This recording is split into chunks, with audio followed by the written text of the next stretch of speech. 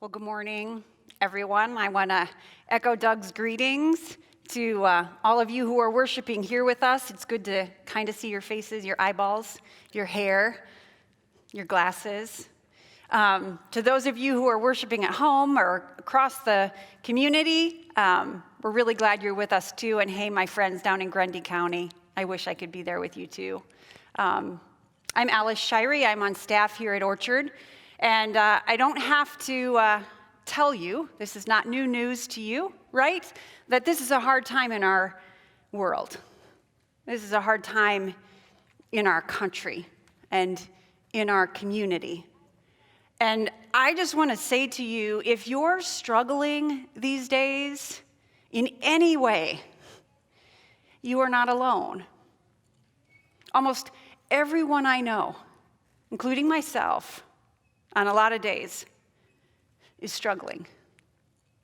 And I think it's just important that we acknowledge that times are hard.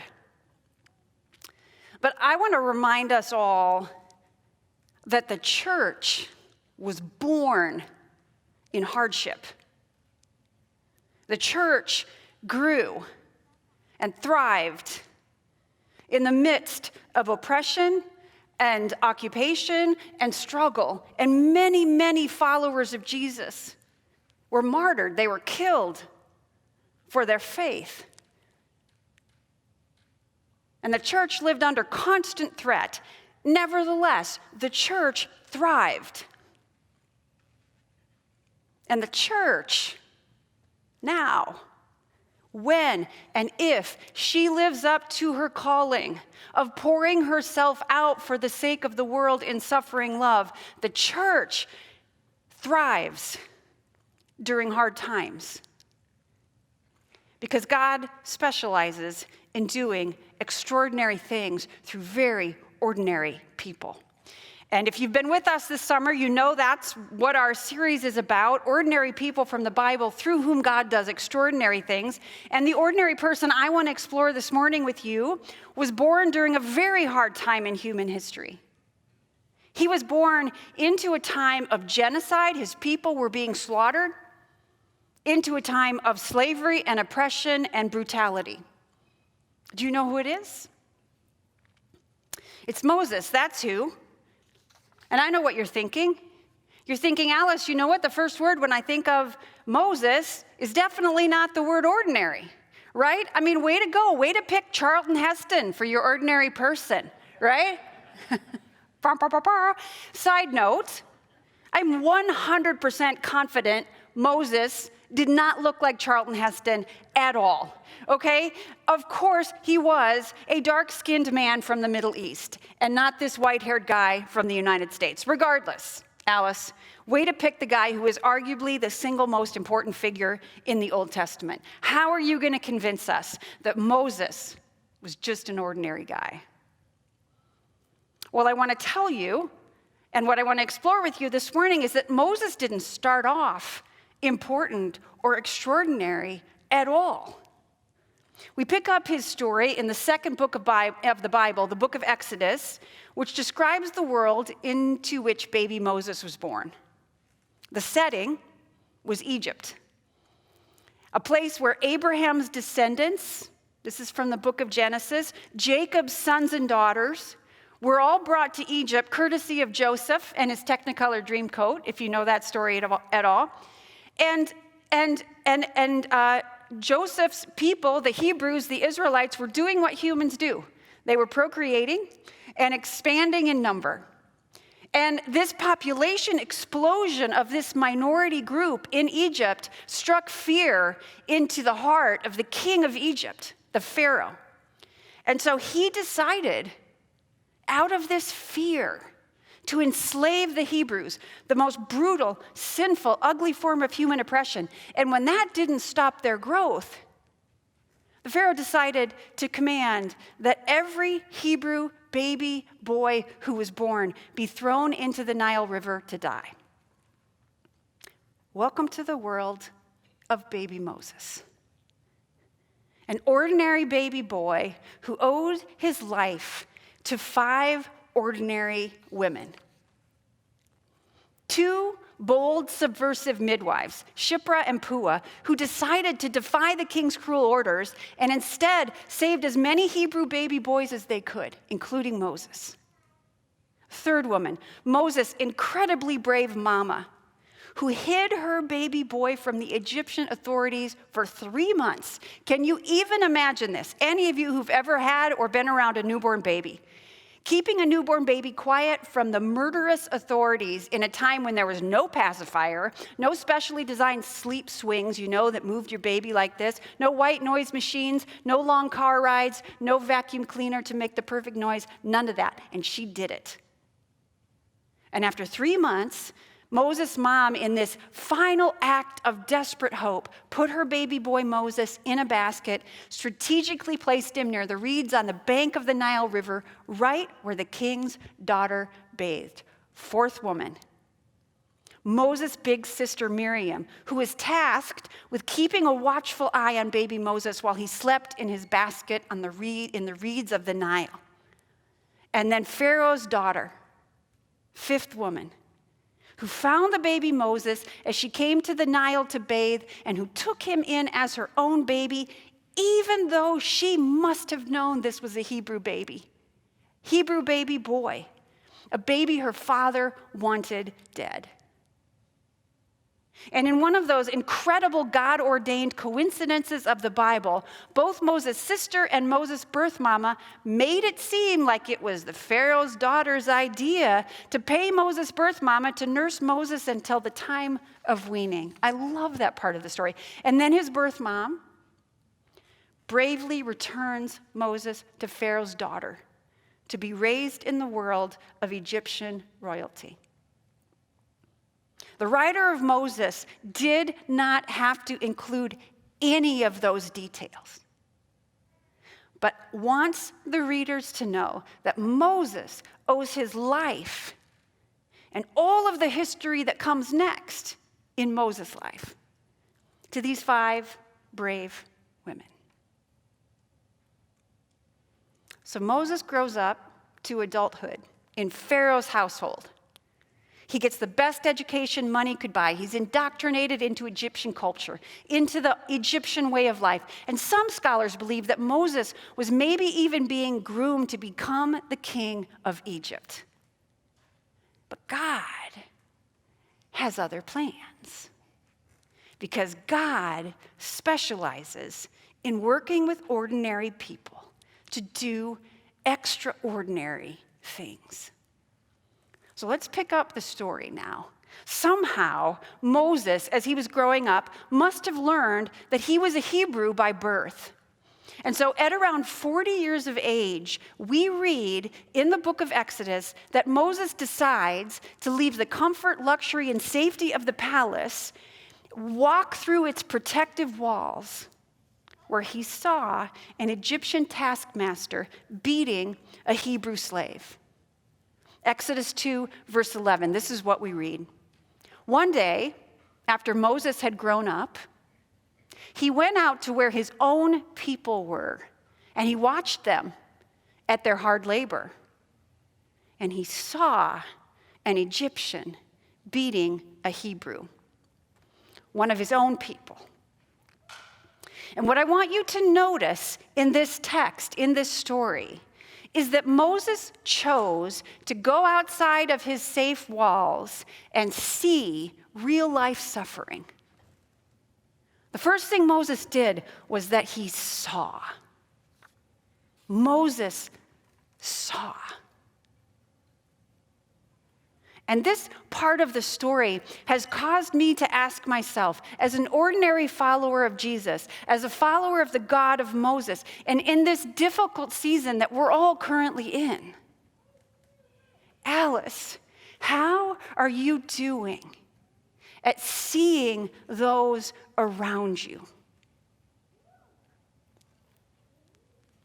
Even when my days are hard and I am tempted to keep my eyes on myself, are my eyes open to the suffering of my fellow human beings?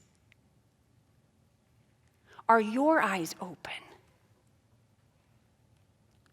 And listen, I'll be honest with you, I don't like to see suffering. There's this commercial on TV about animal cruelty. Have any of you seen it?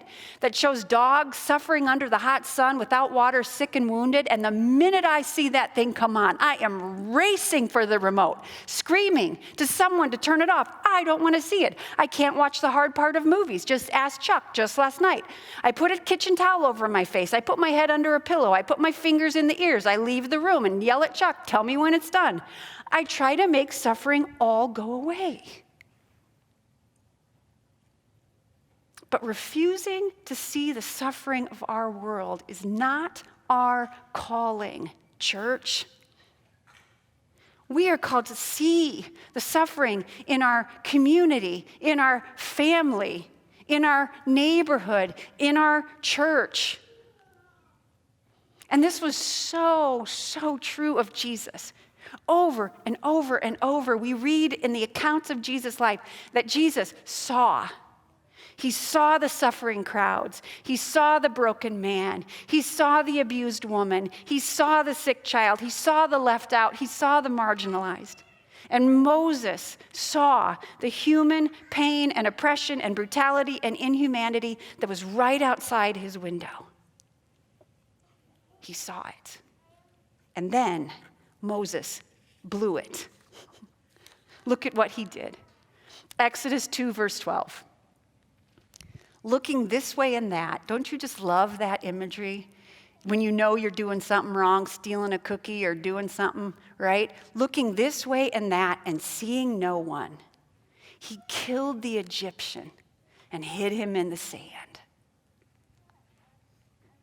Moses did what so many of us do when we see something that makes us uncomfortable or angry or sad or mad. He acted rashly and impulsively and impatiently, and he acted out of his very understandable human emotion. And he killed the taskmaster. And when Pharaoh heard what Moses has done, he tried to kill Moses, so Moses ran. He ran right into the desert to a place called Midian. Okay, so let's recap. We have Moses, a little Jewish baby born into a world of genocide, given up for a forced adoption, living his early years in the lap of luxury, possibly being groomed to take over a nation, now a murderer, a frightened fugitive hiding in the wilderness. And there he would live as a humble shepherd for the next 40 years of his life. 40 years in the wilderness. Have you ever been in a place like this? Where your world shifts from good to bad in an instant? One bad choice, one epic failure, one fall from grace. And I know so many right now who are in a kind of wilderness. A wilderness of loneliness, or job loss, or a serious accident like Jackson, or some kind of relationship struggle. Lord knows quarantine has put a little stress on our relationships, or a financial struggle. Or maybe you're in a spiritual wilderness. Where your soul just feels dry and exhausted. You're disillusioned by your faith. You have more questions than answers, and some things just don't make sense anymore. And very often it feels like God is absent in the wilderness. It must have seemed that way for Moses. 40 years. But there is this theme, this thread that runs throughout all of the scriptures from the Old Testament to the New that tells us, reminds us that God is not absent in the wilderness. He is not absent in your wilderness, but God is always profoundly present and always at work and always working to bring good out of evil and light out of darkness, and hope out of fear, and freedom out of slavery. And if we allow the wilderness to teach us its lessons, we can emerge with newfound humility and perhaps a fresh understanding of how to listen for the voice of God.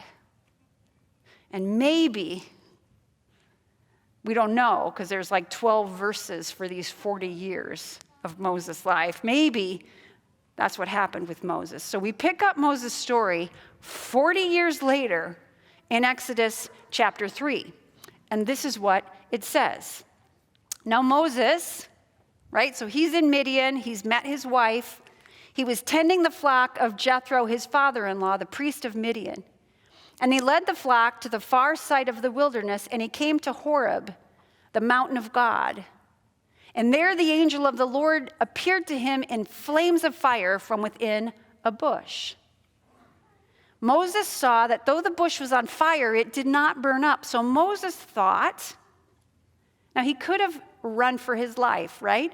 But Moses thought, I will go over and see this strange sight, why the bush does not burn up. And when the Lord saw that he had gone over to look, God called to him from within the bush, Moses, Moses. And Moses said, here I am. Moses stopped. Right? So not only did Moses see, you can go to the next slide, but Moses stopped. He stepped aside to see this bush that was burning up, and God called his name. And this is what God said to Moses. The Lord said, I have indeed seen the misery of my people in Egypt. I have heard them crying out because of their slave drivers, and I am concerned about their suffering. So I have come down to rescue them from the hand of the Egyptians and to bring them up out of that land into a good and spacious land, a land flowing with milk and honey, the home of the Canaanites and the Hittites, the Amorites, the Perizzites, the Hivites, and Jebusites, and I always want to add, and the Cellulites, but of course they're not in there. And now the cry of the Israelites has reached me. This is God speaking. And I have seen the way the Egyptians are oppressing them. This is the voice of God, and this should comfort us. God sees our pain. God sees your pain. God sees our suffering for sure. But this section of this story should also challenge us. Because we, God's people, are called to see oppression, to hear cries of injustice, and to know people's pain too. We are called to see suffering like Moses did, but when we do, we are almost always called to stop first, to hear from God, lest we rush in and engage in self-determined action that often ends in disaster, right? Lest we murder the taskmaster, so to speak. We are called to stop.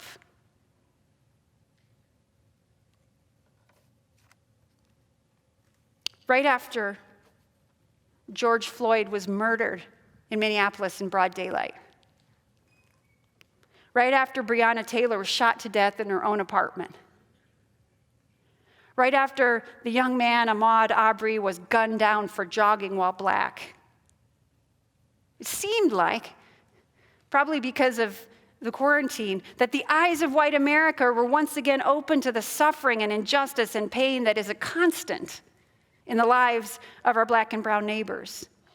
And usually what happens when this happens is that there is this understandable desire from white America to rush to action, to do something, to fix it. But too often, at least I know in my life, this drive for immediate action is short-lived. There is something in so many of us here at Orchard. There was this desire to do something, to say something, to fix something, but some wise friends said, you know what, let's stop first for a moment. And let's be listeners. And let's be learners. And let's try to understand how we got to this place in history in this country. And let's do the work to see the deeper issues at play, which is hard work. And so a bunch of us here at Orchard, I think, more than 100 people signed up to read this book called The Color of Compromise. I just brought the cover of it. It's a book by Jamar Tisby, who's a Black Christian historian. And this book unpacks, relatively simply, the long history of the white church's complicity with racism. It's a painful book to read, but I cannot recommend it to you more highly. And in my own reading of it, I have been forced to stop and to let God do business with me about my own complicity with racism. It's a burning bush moment, so to speak. Believe me, I would much rather just do something than have to face my own self, than have to face my own sin, than have to face my own darkness and my own failures. Trust me.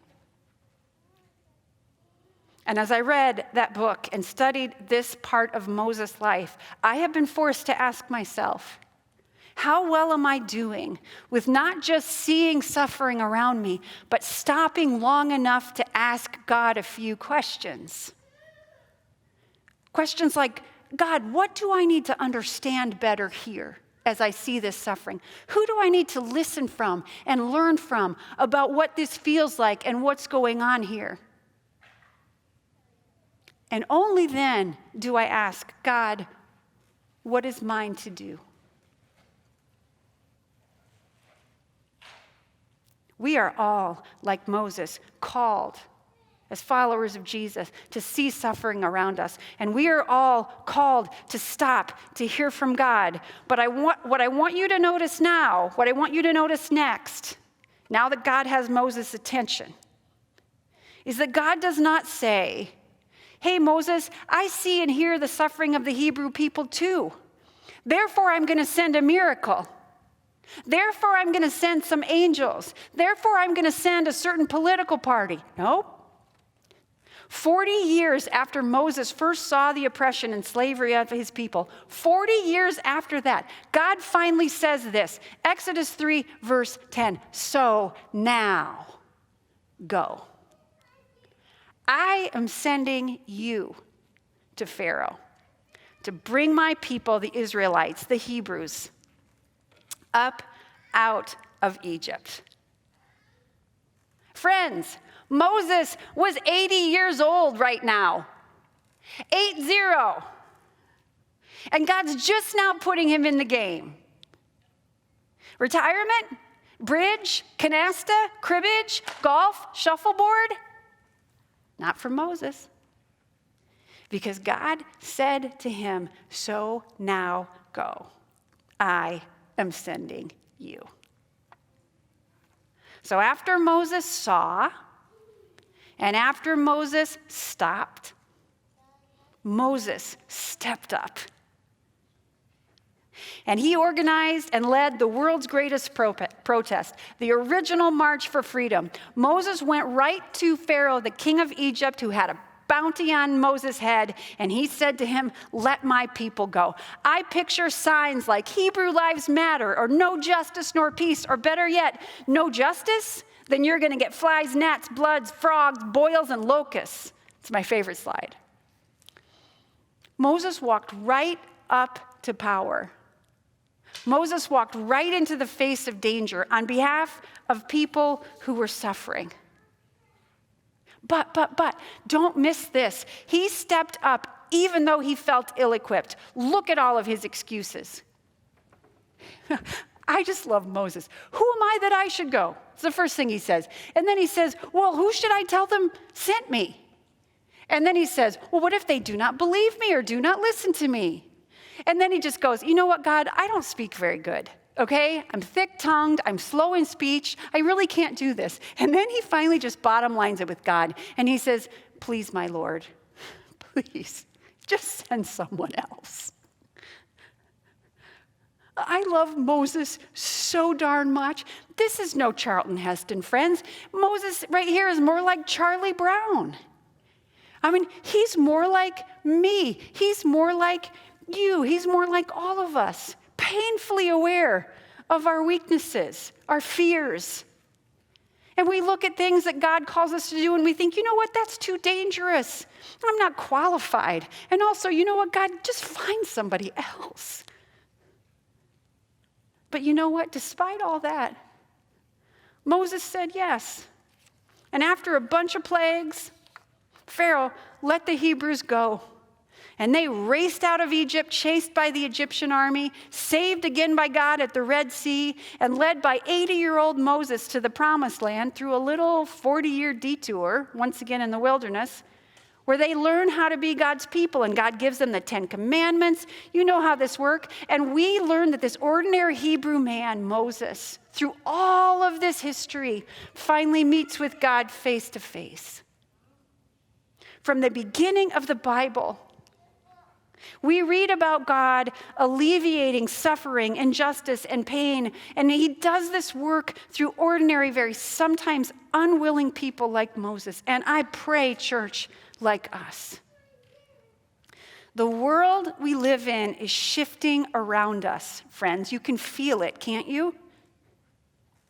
And we are in the midst of a time when we are being forced to see suffering and injustice.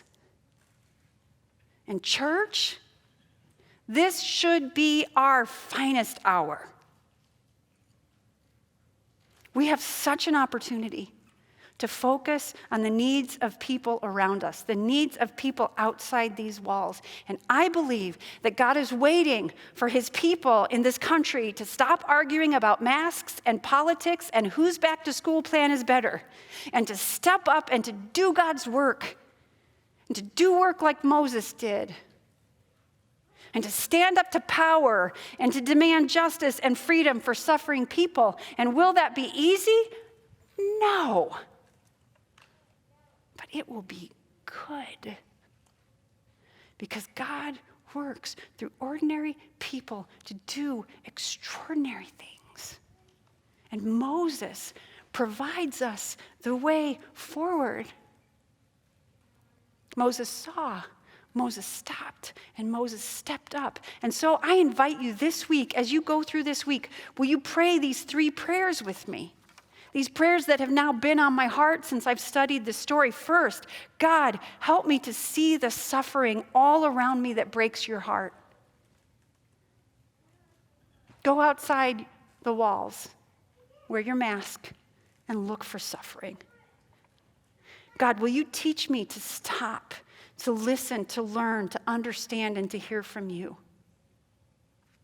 And God, would you give me the courage to step up with and for those who suffer? And I believe if we all pray these prayers, we are going to watch God work through an ordinary church to do extraordinary things in our own broken souls and also in this lovely but very broken world. Because that's who God is. So let's be the church. Amen. Let's pray. God, it's easy to read a Sunday school story like the story of Moses' birth and the story of the burning bush and the story of Pharaoh and let my people go and the plagues. And it's easy to see them as Sunday school stories, stories that don't really relate to us, stories of these heroes who do these things that we could never do. But as grown-up people, when we read the story of Moses in the Bible, we see different things, God, than our childhood eyes saw. And we see a pattern of an ordinary man who had to learn some hard lessons, but ended up doing extraordinary things for you because he saw and he stopped and he stepped up. May we follow in the path and footsteps of Moses, God, for your sake, for your church, for your world, and for your glory.